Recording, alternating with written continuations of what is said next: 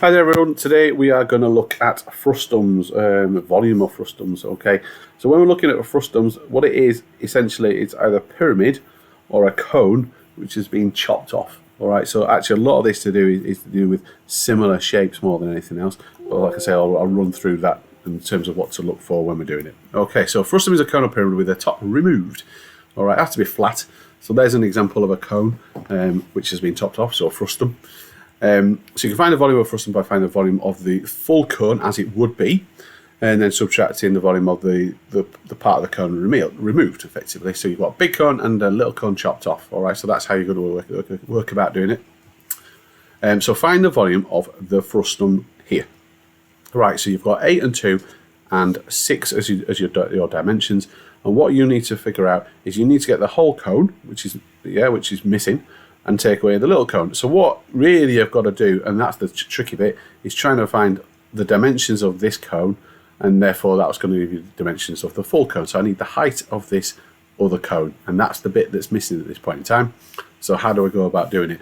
Well, if I think about this distance up here, I'm looking at the 8 and the 2, okay, the 8 and the 2. So I'm going to add on an additional x.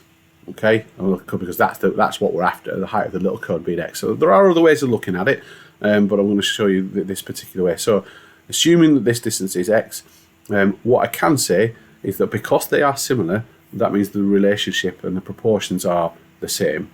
So what I can say is that 6 plus x, that's the entire thing, divided by 8. All right, so that relationship there, so that divided by 8 must be the same as x divided by 2, all right, because they're absolutely similar.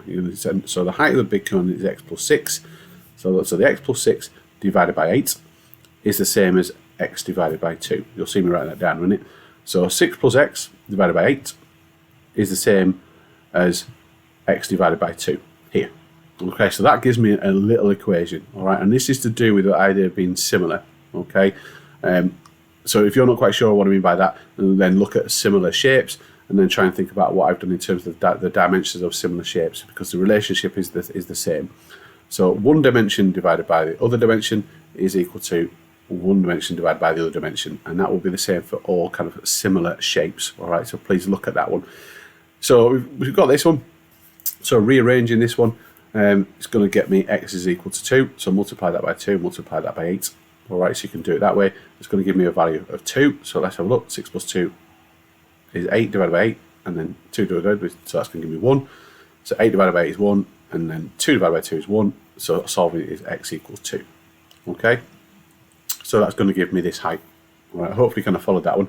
If you're not quite sure about this rearrangement, then again, rearranging equations and solving fractional equations is probably something you want to look at. All right, because what you can do is just make this, get a common denominator, and because they're equal to each other, once they've got this into equal 8, then you can do it by just saying 4x equals 8. Anyway, all right, have a look at that one, have a think about how you're going to do that one. So I've got x is equal to 2. Another way of looking at it is that in here, right, well, if I look at the pattern, well, this is going down and down and down and down. It's getting smaller and smaller and smaller. Well, in 6 centimetres, it's gone down 6 centimetres, hasn't it? So in 6 centimetres, it's gone down 6 centimetres. So in that respect, every time it's gone down a centimetre, it's also reduced in a centimetre. Well, if I want to get to 0, which is at the top, then it needs to go down another 2 centimetres to get to the top, hence that bit of distance. So that's probably an easier way of looking at it than trying to do this. Is that pattern spotting? I'm going from 8 to 2, so it's gone down 6 centimetres in 6 centimetres. So to get from 2 centimetres to none, it needs to go down another 2 centimetres. So that relationship there. So anyway, so x is equal to 2.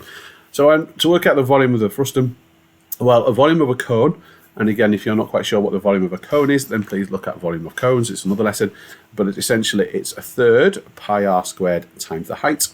So the volume of the big one is the entire one. So a third times, and again, the radius is 4. So a third times pi times 4 squared times 8.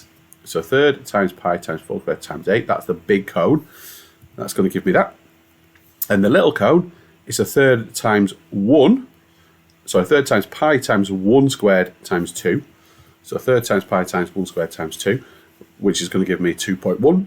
And then you're going to do one take away the other, because that's the bit I'm after, which is 131.95 centimetres cubed, because it's a volume. Okay. All right, so that's the first example. Let's look at another one where maybe the information you've got is a little bit different. All right, so in this case, I am going to give you this. Okay, what I'm not giving you is this bit. All right, because last time what we had is that's the bit that was missing, but I had this. So I've kind of flipped it around a little bit. But I want you to think about the same kind of idea. All right, so here you've got a 6 and you've got 3. All right, so this distance is twice this distance. So the entire pyramid is 9. So I could work out the volume of the entire pyramid. But what I'm after is really this bit, this base at the bottom. All right, because we're going to need this bit. Well, try and think about here. It started at 12. All right, and it's going to go down to 0. All right, so it's going to start at 12 and going to go down to 0. Well, this is in a ratio 2 to 1. Okay, it's going to ratio 2 to 1. So it's gone down 2 to 1. So I need to split it up into 3. So if I do 12 divided by 3, it's going to give me 4. And this is going to go down 2 lots of 4. So it's going to go down to 4 there. So we'll take away 8 basically. So it's going to give me 4 there. And then if I follow the same process with this one, then, well, it's going to be 4 there as well. It's going to be 4 by 4. So let's have a look in terms of how they kind of focus on it. So the pyramids are similar, so we can find the dimension of the base by dividing those of the big pyramid by 3. Look, so there you go. So that's because it's basically 6 to 3, so in ratio 2 to 1. All right. So when I divide it by 3, well, I can look at that way, can't I say? 3 is a third of 6, isn't it? Sorry, a third of 9, I should say. 3 is a third of 9, the total distance. All right. So 12 divided by 3 is going to give you 4. So it's 4 by 4. Hopefully I explained that reasonably well, but ultimately it's 4 by 4. Right, so the volume of a pyramid is a third times 12 by 12. So a third times base times by 9. That's a big pyramid. So a third times 12 by 12 by 9. Okay. The volume of the little pyramid is a third times 4 by 4 times 3, which is that. And then the volume of the frustum is going to be that, take away that, which is going to be 416 centimetres cubed. All right. So hopefully you can spot in terms of how you work out frustums, but a lot of it is about the similar shape idea. I'm trying to think about how you go about it. Okay. So just to kind of clarify, in terms of what they've written over here, this 3 is a third of the 9. All right. So therefore, this area here is a third of the 12, which is why it's 4 by 4. Okay. So the dimensions have gone down. Okay, right, so if you need practice, and I suggest you probably do with these ones, please look at maths-school.co.uk. Obviously, there's a bunch of questions on there for you to kind of practice, but please, obviously, feel free to visit the video again whenever you need to. Cheers then.